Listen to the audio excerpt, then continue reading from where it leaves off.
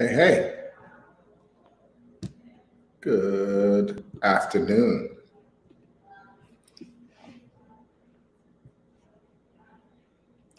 Be sure that you are subscribed so that you can get these notifications. I love when we're able to interact and have a great conversation last time. And it gives you a chance to ask questions and that kind of thing. Because today is going to be another one where we go a little deep and hopefully you walk away with some valuable thoughts, ideas, and things that you can implement into your life. All right. So we are good. We're on Facebook, LinkedIn, YouTube. We're ready to roll. So the title of today's talk is the business game versus the money game. And, as some of you have heard it when I talk about some of my earlier back in the day ventures, especially starting with my very first one, I was very much playing the business game. So, what is the business game? Basically, the business game is where you're focused on growing a specific business. So, you're building a business's brand, you're trying to, grow a product, and your net worth is a big part of the business, obviously.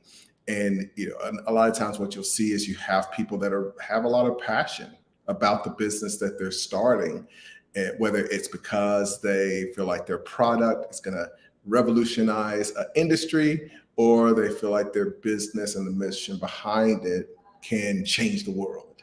And those things aren't necessarily bad. And playing the business game isn't necessarily a bad thing. In fact, at that point in my 20s, most of my heroes were playing the business game. And most of the people that we see that are celebrated played the business game. Now, there are a lot wealthier people that are behind the scenes that we'll never see, that we never hear of, that are playing the money game. And I'll get to that in a sec.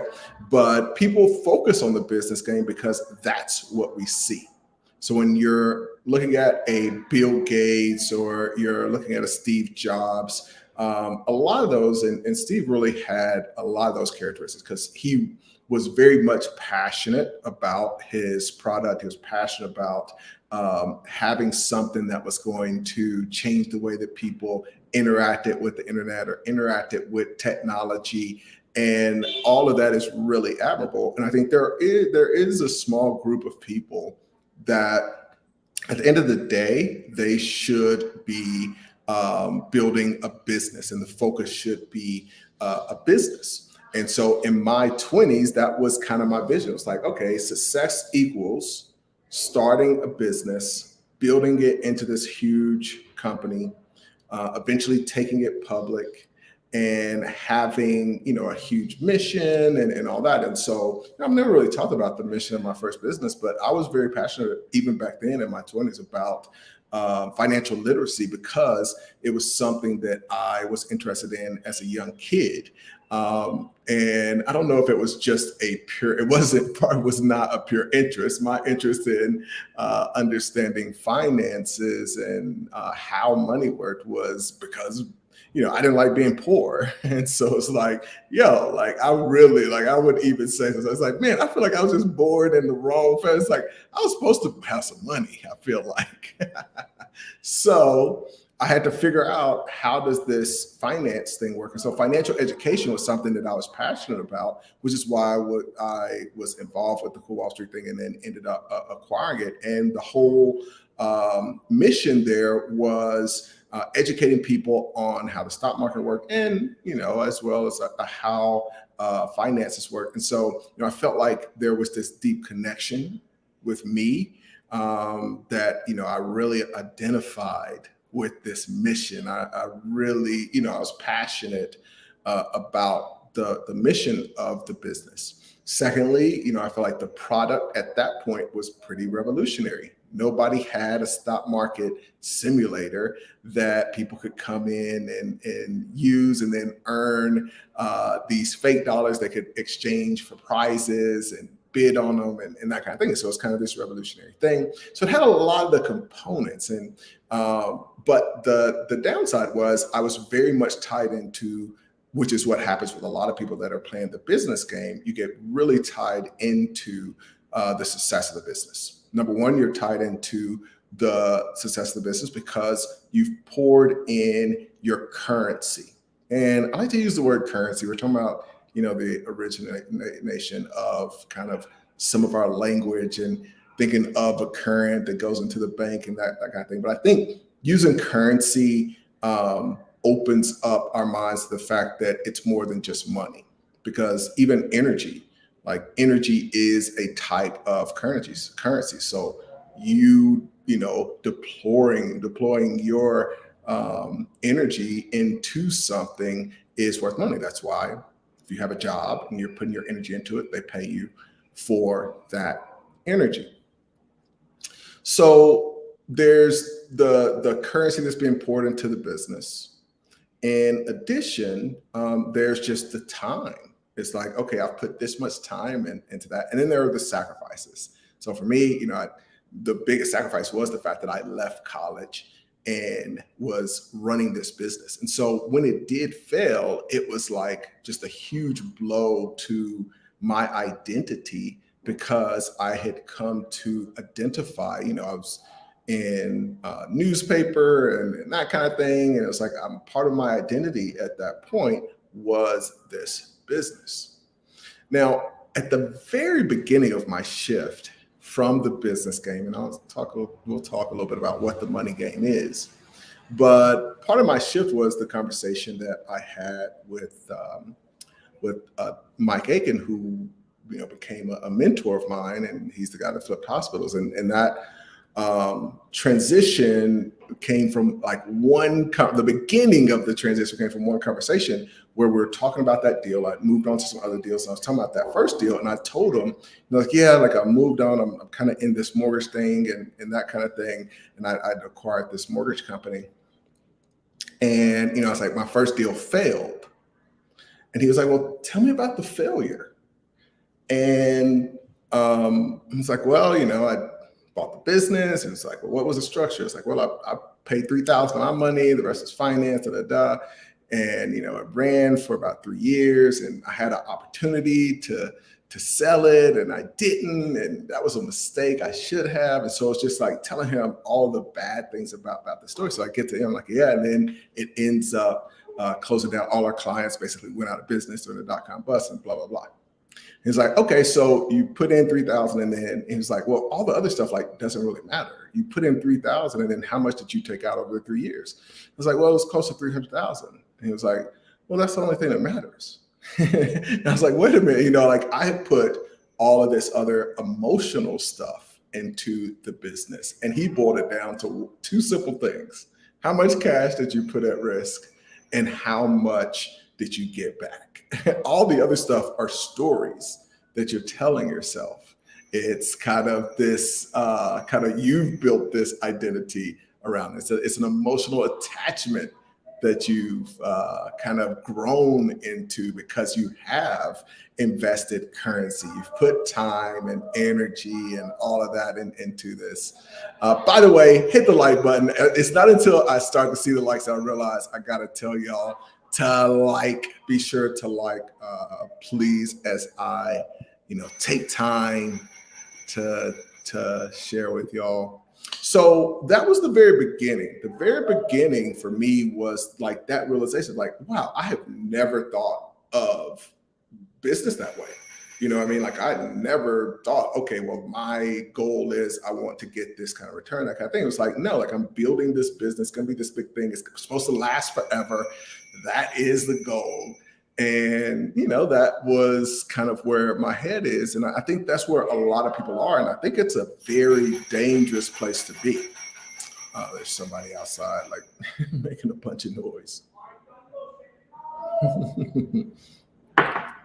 So that's the business game, and a lot of people get pulled into that because that's what we see. The money game is something that is very much done behind the scenes, and we've talked a little bit about this. And there's just so many layers that it's difficult to deliver in these short videos. But I want to talk about the first step of the money game, which you can start to see a little bit just in that story and my transition. Even at that point, I was in the mortgage thing, and I'm like, okay, I'm the mortgage guy, and I'm going to build this mortgage business, and so I kind of stepped back after that realization with my mentor. I'm like, okay, I've got to figure out like what's going to be my ROI on this deal, and so that is one small piece of it. But I think the biggest part of the money game is it's very much an internal game. One of the surprising things that, years later, I was talking to a friend of mine, and he wrote an amazing book, Pitch Anything. I definitely recommend that you read it, by Oren Klaff. Went out to San Diego, spent time with him. It's kind of a funny story. So, I read the book, and I am just like, wow, this is an amazing, amazing book. So I go, and I should do this. Everyone should do this more, but I go and I reach out to him on LinkedIn or one of the platforms. I'm just like, dude, read the book, blah, blah, blah. Like, what you're doing is amazing, whatever. And he pretty quick, instantly messaged me back. He's like, yo, I just took a look at your profile. I'm working on this franchise deal. You've got a lot of experience at franchises. What are you doing later tonight? And I'm like, I'll be around. It's like, he played in some soccer game. So he's like, about to go play soccer with my friends. And this is a guy who had raised like $1 billion, whatever. About to go play soccer. I'm on the West Coast. You're on the East Coast. I'm not gonna be done till 9. It's okay if I call you at midnight. I'm like, yeah, I'll stay up, man. So we get on the phone. He's like, hey, so what are you doing tomorrow? A very little conversation. Asked me about the franchise deals I'd done. And he's like, okay, what are you doing tomorrow? And I'm like, just like a regular work day. He's like, could you come to San Diego? And I'm like, yeah, I mean, I could. He's like, all right, my assistant's gonna call you in the morning. We'll get you a ticket out tomorrow. And I'm like, okay. So I'll clap my bags that day. So end up, go to San Diego for this meeting. I'll have to tell you the whole story another time, but we spent a lot of time together. And one of the things that these two minds kind of had this shift for me was, number one, the realization that he felt like raising capital was so easy. He's like, yeah, man, like it's crazy. People pay me all this money to raise capital for them. Like I'm raising capital for this franchise deal. I'm raising capital for this bio deal. It's like, and just money is everywhere. And I'm like, okay, like money is everywhere. Like what in the world are you talking about? Like how's money everywhere? And he just goes on. He's like, you look at this road, like just millions of dollars in this road. You look at the traffic lights, and it's like that, the light itself, and then the plastic, and then the wire, and then the electricity coming to the wire. And it's just everywhere you look, there's just so much money. And then you have people that are going around acting like there's no money. It's like the money is everywhere. And it was interesting. And I kind of have shared that with people after. And it's like, if you're in your house right now, it's important to realize the different layers of money, of just realizing, okay, you look at the walls in your house. Somebody, obviously put those walls there. They had to go out. They had to, bring it. There was the truck. There's just all of these layers. Or if you have tile in, just a piece of tile, you just take one piece of tile. Yeah, there's the tile that someone bought, but then someone was paid to put the towel in. For the towel itself, there's all the ingredients of like manufacturing the towel. There's the people that get the raw materials that are sold to that company. In between all of those, there's transportation and logistics And it's just endless. It's endless. It's just everywhere you look. There's literally just money. As I'm sitting here right now, there's electricity. It's just like money is just like literally coming through. So that's one of the biggest internal shifts when it comes to the money game is you start to be overwhelmed with just like, okay, everywhere I look, there's plenty of money. And so the real key of like where I started last time talking about the currency, talking about the current of money and where the money is going is all you have to do is the money is basically flowing. You just have to find out how to get into that currency. So a lot of this is very much internal.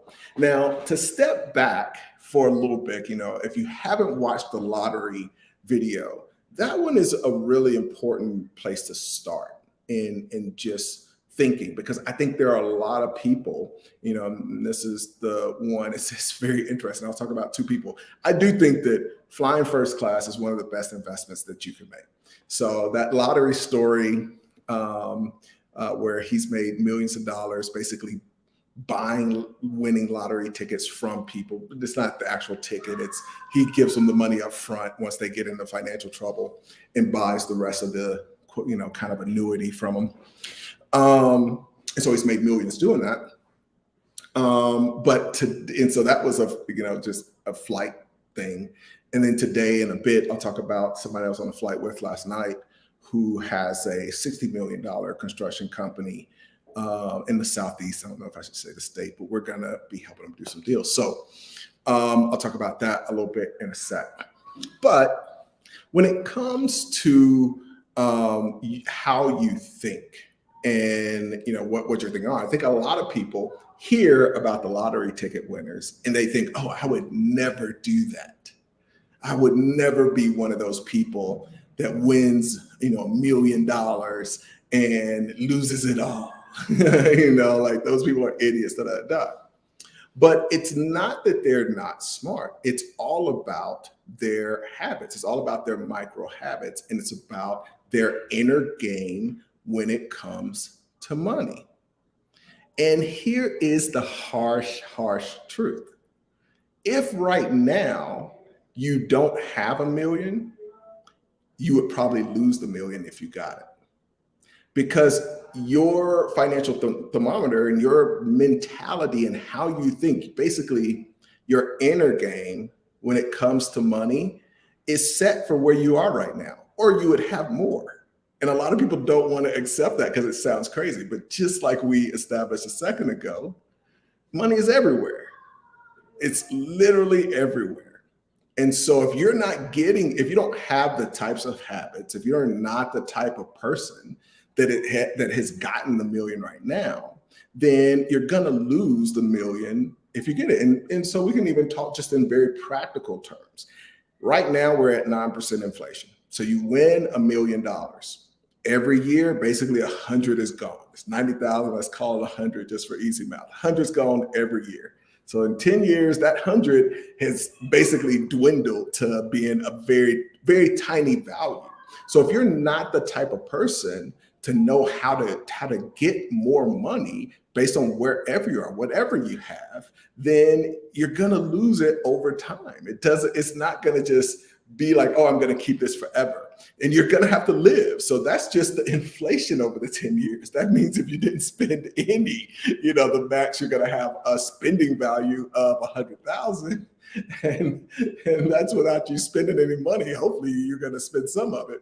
And so a lot of people don't understand that it really is their thinking, is their inner money game that changes and determines how much money they're going to make, not like something like, oh, once I got that, then all of a sudden I'm going to think like a millionaire. No, like if you're thinking like a millionaire right now, you're going to be a millionaire. And we see it all the time. You see the opposite.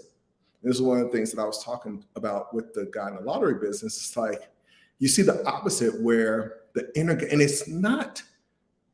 and we're going to go into some of the aspects because it's not like a specific skill set.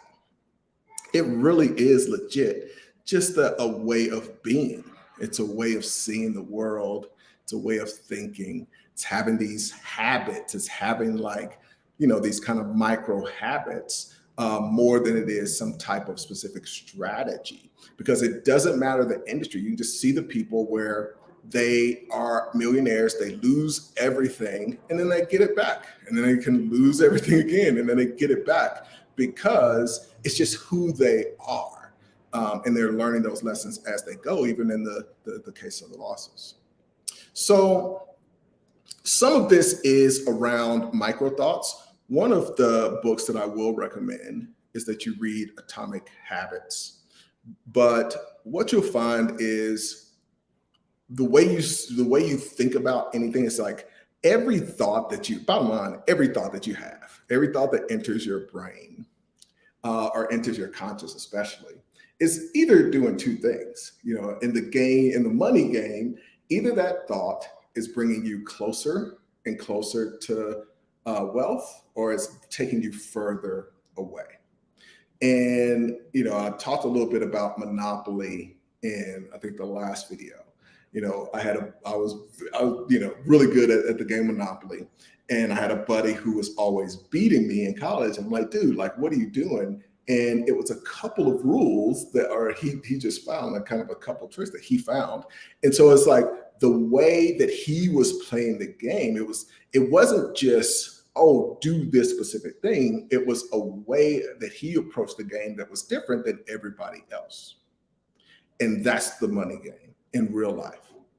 The way that you approach the game changes everything. So if you're approaching the game the right way, you're going to win. If you're approaching the game the wrong way, you're going to lose. And like we talked about in the lottery game, in the lottery video, when it comes to the way most of us are playing the game, we didn't get to make that choice consciously. It's a lot of thoughts that society has downloaded, that just being around, that other companies have downloaded through promotions, that social media has downloaded, that other people that were poor that have downloaded, that are creating those micro thoughts. And so you want to be at a point where you have the right thinking, because the right thinking is going to lead to the right habits, and then everything becomes a lot easier. So how does this thinking lead to money practically? I mentioned a second ago, I was on a plane last night with a guy who has a $60 million construction company. So we're talking and kind of, going over the things and realize, all right, like it's kind of even like some of the other things that I've talked about, where it's like, all right, hey, we help people buy companies, we help people grow through mergers. He was like, I just was trying to complete a merger. It fell through. I would love to have somebody to help us guide, because there are a lot of boomers. I got 10 years till I want to retire. I'd love to buy up these construction companies. Here are the cities that I want to buy them in. Like, let's work together. Let's get a call scheduled for next week, blah, blah, blah. I'm like, okay, well, we can wait till after your vacation. It's like, no, I work on my vacations. Let's set up a call for next week. He was on a flight to go to vacation. And so those kind of opportunities come up, but it's also just an example of realizing, okay, the money is everywhere. Now, I do encourage that everybody should check out Good Merger, because I think that being in those situations, it's great if you are in the if you're a merger specialist. It just creates a bunch of opportunities. But what if you're not a part of Good Merger, you're not offering kind of brokering service and that kind of thing? I talked a little bit about the restaurant deal that we did, where we bought this restaurant out during COVID, and had a bunch of restaurants that were basically closed, and like one by one, a lot of people were no longer, it's basically a loyalty app. They no longer are using it. And so we went to those companies, and we basically just realized, okay, there is value here. What is the value? And this is, again, kind of this money game thinking. I think one of the biggest parts of this is that you don't even need a business. It's not like, it's like, okay, I need this business. You just need the ability to think this way. And so when it came to the restaurant app, They didn't really need a loyalty app anymore because they weren't open, but they had restaurant licenses. They could cook, they could serve food, blah blah blah. All those things that have some value. They had a building they're paying for, all those things. And so we realized there were a couple things we could do. One was there were these ghost kitchens that were blowing up during COVID. And so we're like, okay, well, where do we go to get those ghost kitchens? There was a guy that was teaching people how to start ghost kitchens. So we went to him, and that became one of the places. The next thing was they could rent out and they could have events. So we turned some of those folks, we went to them, it's like, hey, we're going to do all the work for you. You don't have to worry about it. We'll just take a 50% split. And so again, we didn't have to have a business. It was just seeing opportunity. And that's, the same way that you see money in the tile and the walls and all the crazy stuff. It's like you just see every situation, every conversation, no matter who the person is, if they're a $60 million business owner, if they're a lottery guy, if they're a restaurant owner, if they're an app owner, just that what happens is you've got opportunities in every single conversation. Another example, because I talked about the construction thing, I was telling him about my construction deal. So we did a construction deal where we realized there was an opportunity to do construction for franchise businesses. And that was basically just a joint venture between a couple of folks that ended up, within the first month generating $50,000 in income. And that's something that we did a training on in Patreon. But it's just basically creating businesses out of thin air. So, both the restaurant case and the construction case, it was just businesses that are generated out of thin air that are based on a way of thinking.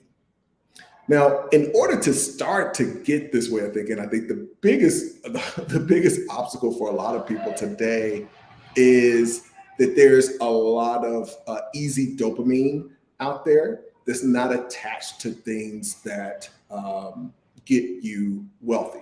So, one of the things that I remember one conversation I had. I stopped waiting for this motorcycle.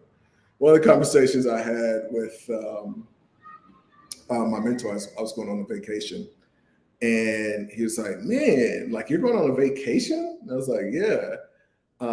It's like, wow, like, man, I feel like if I had as little money as you, I would be too stressed to go on vacation. And from my perspective, I was doing pretty well. He was basically saying, dude, you are poor. How do you have time to go on a vacation and you that poor? How are you not stressed? If I had as little money as you, and I mean, at this point, I'm making six figures. He's like, dog, if I was making that little bit of money, ain't no way I could relax on no vacation. But, and take with that what you will. But I was really glad that he was all about very tough love, because at the end of the day, he was right. Like, even for me, it's like, I haven't achieved my goals. If 6 figures were my goal, it's like, hey, great. I've already reached my goal and that's it. But I hadn't reached my own goal. And so here I am filling myself with dopamine like a reward. And I really hadn't achieved anything that was worth a reward. And you think about just in the old days, what it took to get dopamine, or to get like rewarded. If you were, out hunting for your tribe and your tribe is starving because food was like difficult to get. And, it'd been days you'd gone without getting some food or animal killed for the tribe. And then one day you kill a buffalo or something and you're dragging it back and the tribe is hungry. And, everybody's like, oh my God, like that level of dopamine of like bringing that back, like that's just absolutely huge. And so you think about what we get now is just little hits, just little hits of dopamine. Get on Instagram and see some, bad chick, and it's like, okay, we can see some funny thing, and it's like, okay. And so we get all of these tiny hits of dopamine, and what we're giving up is the huge hit from being able to achieve something. And I think what it takes in order to get those bigger things, it becomes easier to achieve those rewards when you don't give your brain any dopamine until you're achieving something. You know what I mean? Like if you cut off all the dopamine, that's why I'm a big proponent of month mode. Anybody that's like running my businesses. I was just having a conversation about this with one of the CEOs. Like, man, it's just like one of the most valuable things you can do if you're serious about achieving a goal is go through month mode for 30 days minimum. And just in general, I just think, why get dopamine if you're not achieving your goals? Because the point of dopamine is, oh, I'm achieving what I set out to achieve, and now I'm getting this dopamine. Now we're out here just like getting dopamine for nothing. What we're really doing is tricking, when we see the beautiful girl and Instagram, and we get that little release of dopamine. What it's doing is like it's tricking our brain. They're like, oh, that girl is real, and she's in front of us, and it's like, okay, yeah, like this is great. Like I've done something amazing in my life, to where I have a skinny clad chicken and thong in front of me. It's like, oh, like things are going well. And it's like the brain hasn't separated. Like, no, that's not real. And so it's up to you to train your brain that, no, I haven't achieved anything. And so I shouldn't feel, I don't deserve a dopamine release. And the more that you attach your dopamine to actual achievements and make, like, it was one of the things that I was really glad that was a great gift for me in my 20s. And it's just so much tougher for folks now, because for me, I could just lock myself in a room. My phone did not have all the stuff it has now. Like I could use my phone just for sales calls and make money. It was like, I'm not going to stop working until I make this amount of money today. Like there's no reason for me to stop working. The job's not done. And so, I'm not eating any good food. Why would I reward my body? Why would I reward my brain with dopamine, especially sugar, any of that thing? It's like, it's training my brain to say, and this is really what you're doing. Is all that to say, I am training my brain to think that the good thing is being lazy. The good thing is not holding myself accountable to working towards my goals. Because if I am lazy, if I'm not doing work, I get dopamine. So this is the thing that I should be doing. It's not until you retrain your brain to say, oh, we're not getting sugar. We're not looking at bad chicks on Instagram. You get nothing until I reach this goal. And so now I reach this goal. Great. Now I can have a little bit of dopamine, but then it's still just right back to work until you reach the major goal. So you should have set goals like every single day where it's just like, okay, it doesn't stop until I get this little bit done. Great admiration for people like Kobe Bryant, who held himself accountable in that way. People, he's a little controversial right now, but honestly, Will Smith is the same way. Like there's stories about him being in the gym and, he'd already been on the treadmill for a while. Somebody else gets on next to him and he's like, okay, like I'm not getting off until that person stops. Like I'm not going to let them beat me. It's like, well, no, you're already ahead of them. It's like, no, I can't let them beat me. And so, but that kind of mentality, for Kobe, named it Mamba mentality, is super, super rare. It just does not exist. So you got to ask yourself, if you aren't setting and controlling your dopamine, who is? I'll tell you. It's other people who are on a path and they are determined to get money. So People that the other folks are going to tell you, oh, here, get this dopamine. You come over here and get this dopamine. Well, they're going to make money off of you. If you're not controlling your dopamine and you're not saying, okay, I'm not going to allow myself to have any dopamine unless I achieve this, if you're reaching for a financial goal, until I achieve this financial goal, I don't deserve dopamine. And this is great. It's so great because especially mostly America, but in America, there's this thing where, no, you deserve to be happy and, protect your mental health and all of these things. And again, this is super controversial, but it's like, yo, dog, let me achieve this goal and then I'll work on that.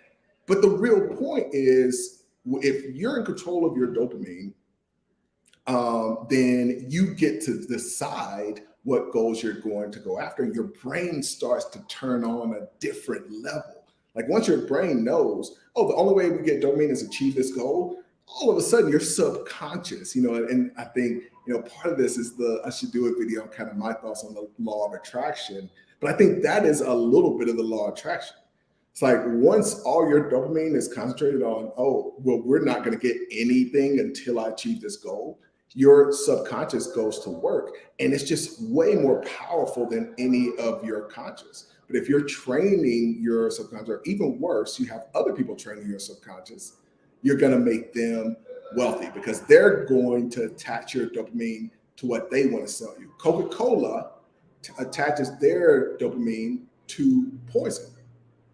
It's like, oh, well, you can drink this, get a little bit of dopamine. At first, it literally had cocaine in it, which is an incredible dopamine release. And then they couldn't sell it that way anymore.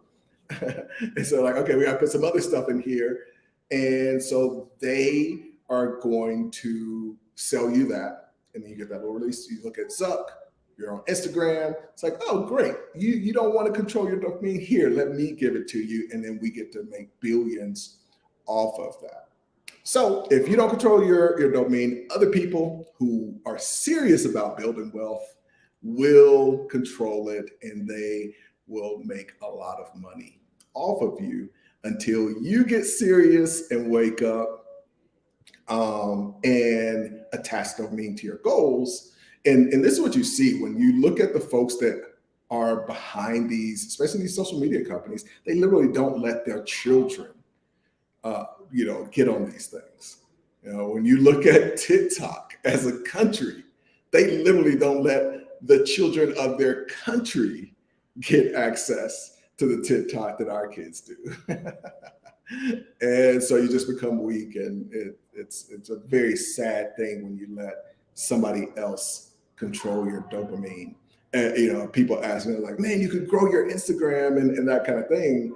And that is very true. But, I talked here before, like all of the money on social media, all of the money you can get from the ads represents 3% of the money. So it's like, okay, there's studies that show that this literally gives brain damage. Let me very much limit my amount of time that I'm doing something. I'll get what I can, but I got to limit my amount of time that I'm literally damaging my brain in order to try to get some money from this thing when 97% of the money is in other stuff.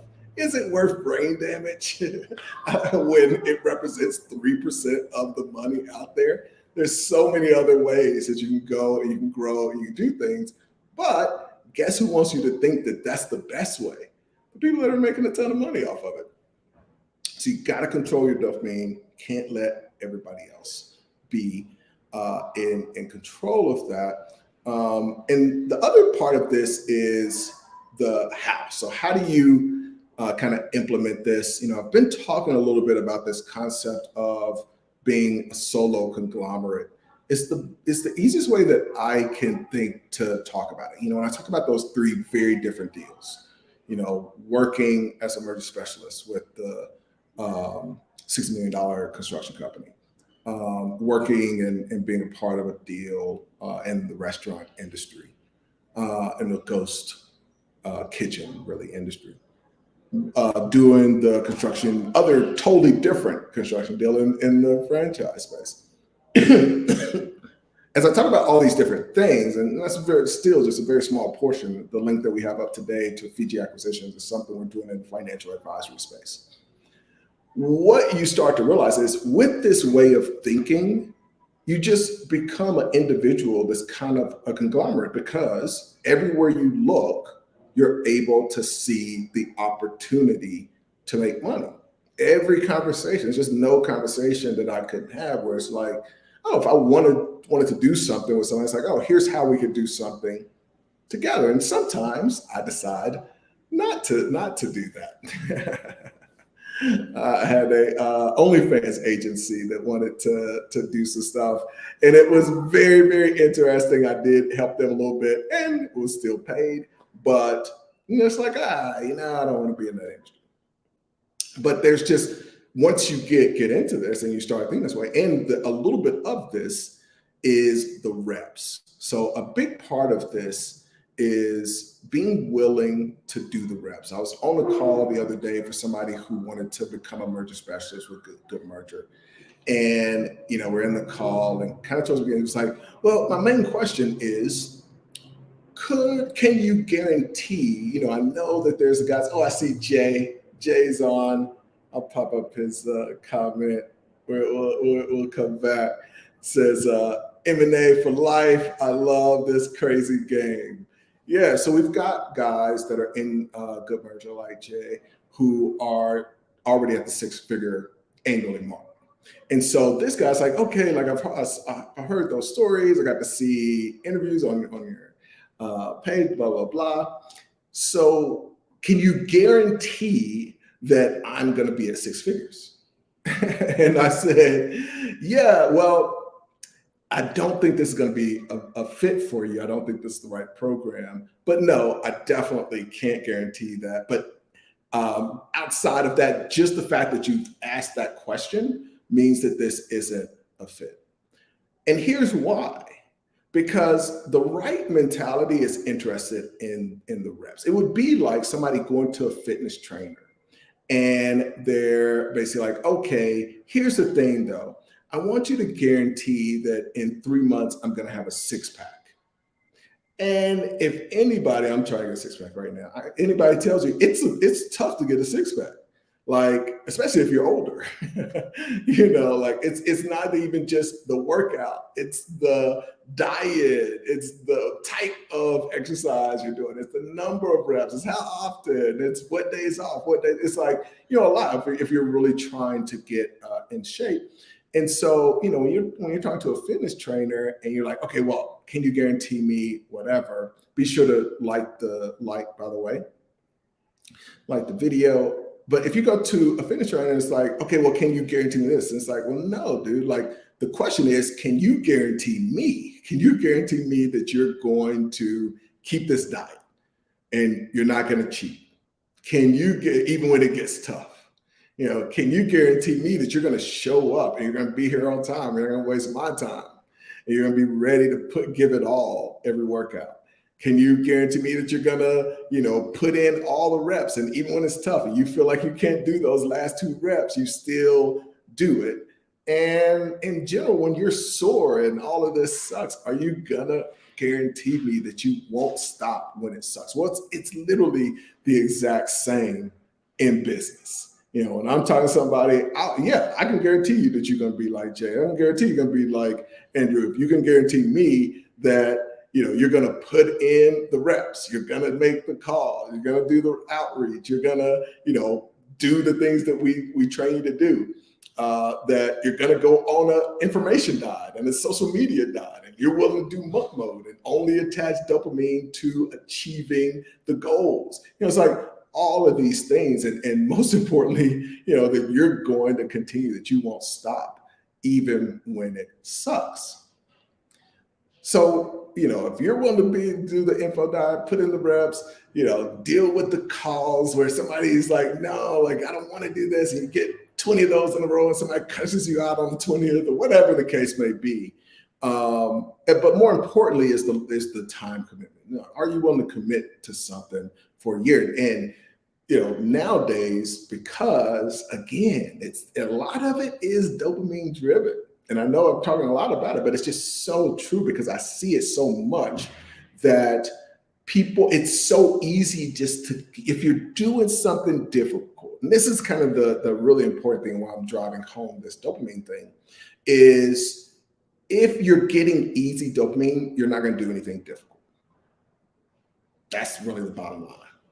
Because when it gets really difficult, even if it's a business, like you can, I've just seen so many cases now where I have to pull people back because you can get dopamine just from like reading a book about business, and you feel like, oh, well, no, you get to the thing and it's really difficult, it's hard, and you're having to do the difficult thing, and it's repetitious, and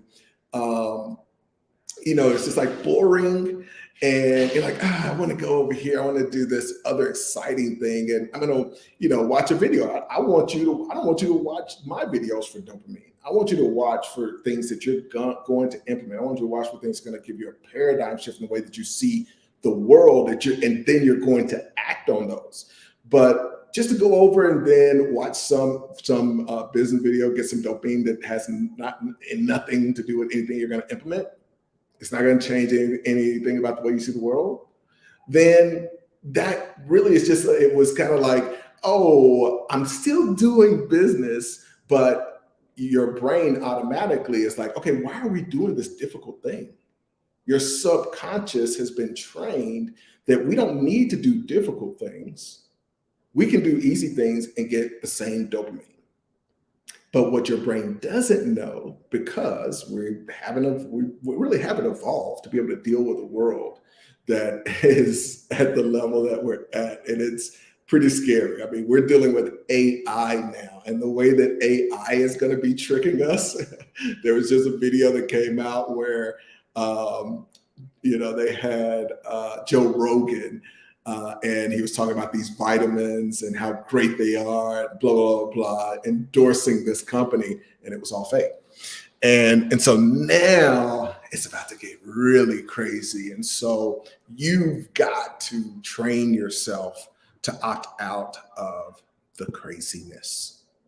I think another part of what you can do, and what I encourage people to do, is try to use your cognitive biases in your favor. So you have all these cognitive biases. You have somebody that has worked in a career for 15 years and they're about to get a raise finally, and they don't want to give up. They want to really go into another business. They're passionate about something else. They hate their job, but they feel like they've got so much put into it that they can't give up. And this is a cognitive bias that's just around having invested a lot into something and not wanting to walk away from that, when sometimes it makes sense to walk away from that. But you can, instead of trying to fight that cognitive bias, you can just train yourself to use it. So one of the things is starting to force yourself to make investments, whether it's financial investments or energy investments, all the currency stuff we talk about, into achieving the goal that you want to achieve. And so now, if the goal that you want to achieve is like, it's more difficult for you to walk away from that because you've already forced yourself to invest in that. And so part of this is training your brain to think like that, and kind of go through life looking at things as far as like, how can I take advantage of the way my subconscious works, instead of being a victim of how it works. All right, let's do some comments and we will get out of here. Jay popped in. What's up, sir? Thanks for coming in. Thanks for commenting. He's just talking about the supply chain. At this point, we're talking about just like money being everywhere. Yeah. So it's like, in addition to all the stuff you see, it's like the supply chain of even getting there, each step, just there's just so much money literally everywhere. This is the book that I recommend. I didn't know that. That's great, Jay. So he's saying that Atomic Habits audiobook is available on YouTube for free. Definitely check that out, because that's what you're trying to change. It's more than just it's not really even about the dopamine. The only reason that the dopamine matters or the micro thoughts matter is because the every little thought that you have, like I said, is the reason is either taking you closer to health, wealth, or further away, is that your thoughts become the ideas that become the actions that become whatever result that you're going to get. So if you have, we like all at this point will have a natural thing where we don't even think about it. It's literally from subconscious to hand reaching for phone. You know what I mean? It's like when you realize, like, wait a minute, I don't even want my phone. Conscious is like, I don't even want that. But subconscious is seeking dopamine, it's seeking something. And so it's just an automatic connection. So that's where you're trying to redirect that. Mr. J Twitty, man, this dude is just absolutely killing it. I love that profile photo, man, looking fly. It says M&A for life. I love this crazy game. And one of the things that I think is a great foundation for anybody looking to build a solo conglomerate is being a merger specialist. I think some people may, sometimes I talk about the stuff that we do. And I think some people are like, oh, like you're only talking about that because that's what you do. And it's like, well, no, the reality is I'm doing it. And so I talk about it. And so, I'm looking at things from the perspective of, okay, like, basically from the money game lens. And based on that, I'm talking about all of these kind of micro concepts like the currency and following currency, getting in front of flow, blah, blah, blah, blah, and deciding, okay, where is the best opportunity? Because I don't want to I'm not looking to put my time and effort and energy and, limited time here on earth into anything that is subpar, that's not the most leverage, it's not the highest and best use of my energy, time, and abilities, at any given moment. And it changes. And so it just so happens that, that's what I'm doing. And I decide what I'm doing based on that lens and filter. And so that's what I talk about. So it's not that I'm talking about it because I do it. Jay says, great challenge. I'm going to do a dopamine fast. Yes, sir. I think it leads to, I look at like the times where it's just like major leaps forward were definitely as a result of going through those mode periods where it's just like, man, okay, it's just training your brain. Like, it's amazing what the brain can do with your the same way that your subconscious can go and reach for the dopamine without you consciously even being aware of it. By reaching for the phone, or if you've got a bag of chips close by, or whatever, or some popcorn, whatever, it's just automatically, and it's like it's already in your mouth. You're like, wait a minute, I wasn't consciously thinking about that. If you train your subconscious that this is where the dopamine is, it's in me achieving my financial goal, it's in me achieving my business goal, it's going to automatically come up with those ideas as well. I'm telling you. And it can focus. It can focus for endless amounts of time if it thinks that that's where the dopamine is. So that is an important thing to be aware of. Joshua, I appreciate that. Joshua says, one step ahead. These are the folks that come in and do the right thing right off the bat. Says one step ahead of you on the like. I appreciate that, man. What is up? Yaqua. I'm gonna switch the way I say this every single time. Yaqua. Let's try that one this time. Says maybe you can put it phonetically so I can get it right. It says, thank you so much for this talk, sir. I am a college student and I'm trying to get a job to save for my M&A career after college. Any advice? So, I mean, if you're looking to get a job right now, I definitely think that, finding something that's related to the space that you want to go into. And so that doesn't have to necessarily be for an M&A firm. It could be in the industry that you want to work for. It could be starting off, interning or apprenticing for a business broker that's in your area. It could be on the finance side, working for a lender that does that. So, the thing that I would say is expanding what you're thinking, but trying to do something that is somewhat related to that end goal. The other thing that is really, really cool right now is there are a lot of transactions happening. And so there are a lot of folks that do need help. Rich New Yorker, what's up, homie? Says one person conglomerates, one person unicorns. I love that, man. Dude, the first one person unicorn. I think that may it may happen. It may happen. With the I look at I was talking about Balaji and him making that bet that I don't think is gonna work.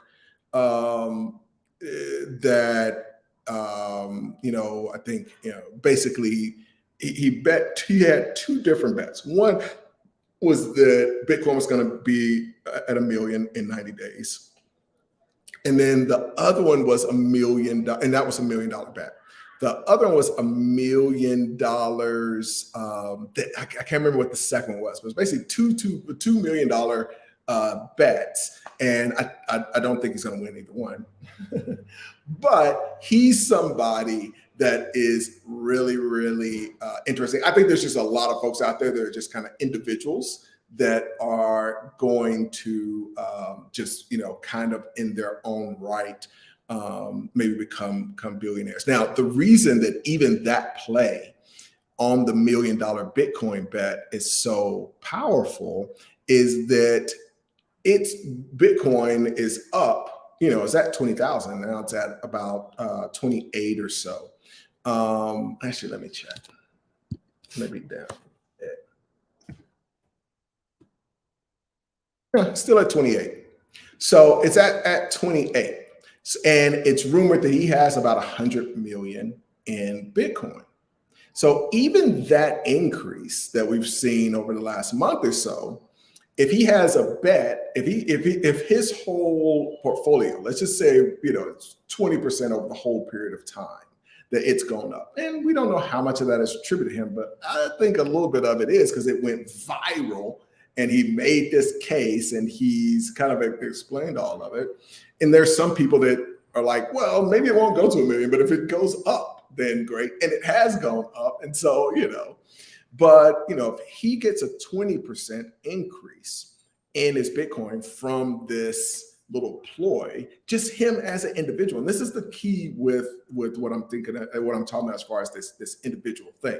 Just him as an individual doesn't really have that huge of a personal following, but he was able to get a bunch of attention on this thing, went and did a bunch of interviews on a bunch of other people's platforms talking about this.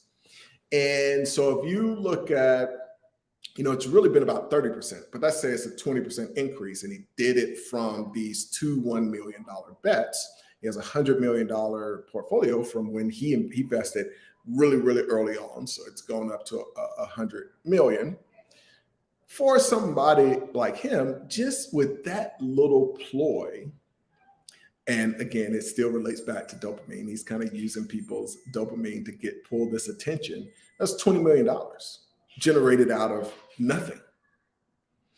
So I do think that is cool. I do think that I think it's possible that you could literally have a one person, and I kind of consider the one person like one person and an assistant, maybe even a couple assistants, but it's about it being more the individual than it is a business. And the reason that this is important is more about changing how you see money, and changing how you see business in the world than it is it necessarily being a single person. It changes it from you thinking of business like the old school ways, like, oh, it's Microsoft and it's Bill Gates or it's Apple and it's Steve Jobs. I'm going to grow this thing. I'm going to run it forever.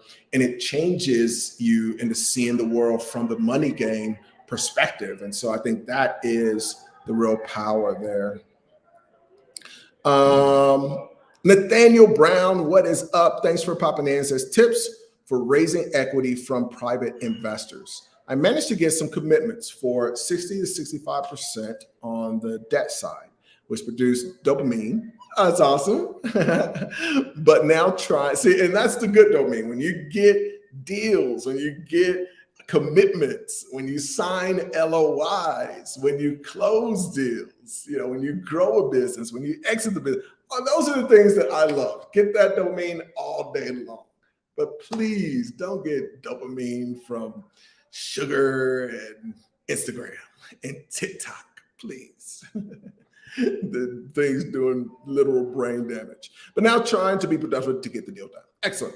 So that book I mentioned earlier, it is the best resource on raising capital. Pitch Anything. It changes the whole perspective and kind of creates more like a funnel, which I think is really powerful. So check that out.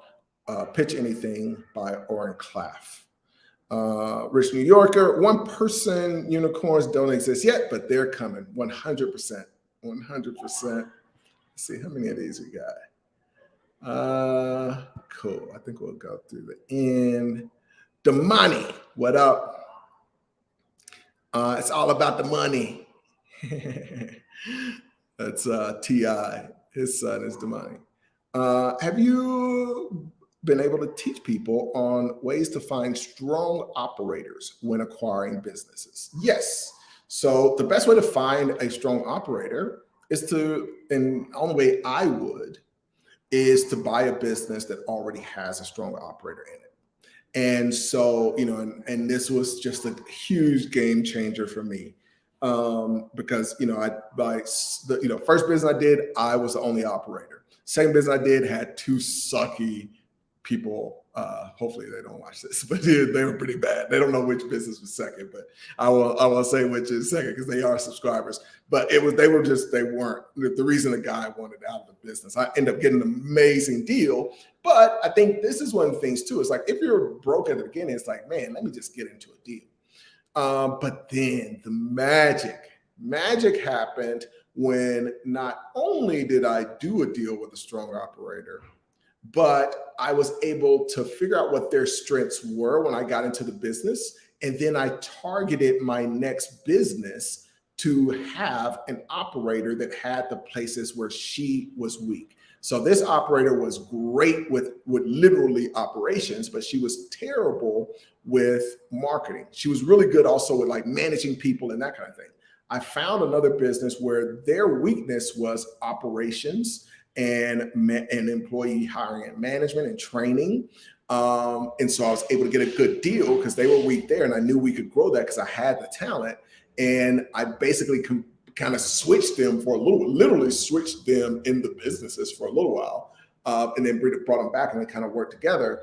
But you're again, and this is a part of this thing that I'm trying to, the one person conglomerate that I'm trying to encapsulate. Like, it's not about buying a business. You're not buying a business. And it's not about trying to buy a business and then find an operator and all that. Like, only thing I'm trying to do, only thing I would encourage you to do is buy income streams.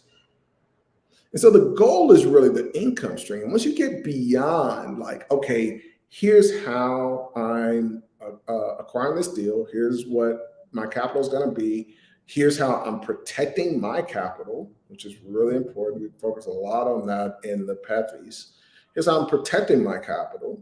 And here's how I'm protecting the income stream to make sure that this income stream is somewhat, as close to guaranteed as possible. But as far as your operator question, that's how I just wouldn't do a deal that doesn't have, because trying to go out and find the operator after is just too risky. And I don't like risky things. I don't like to risk my money. And your name is the money. So you can't risk the money.